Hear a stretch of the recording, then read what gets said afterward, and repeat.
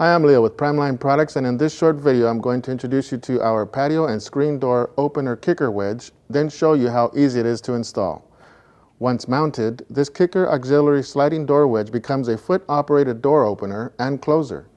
It offers an easy and cost-effective way to open an unlatched sliding glass or screen door without the use of your hands. Backyard barbecuers love this because even with their hands full, they are able to open and close sliding patio doors with a simple foot maneuver, pushing or pulling the doors with their foot to the left or right against this plastic wedge.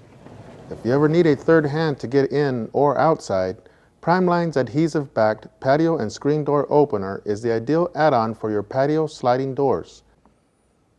To mount the kicker wedge, make sure the surface area is clean and dry, remove the second backing from the tape, then mount it to the door and let the adhesive set for 72 hours before using. Because they are constructed of a durable plastic material, these kicker wedges are safe for use in coastal areas on unlatched patio sliding doors. The part number for this item is A272. Order yours today.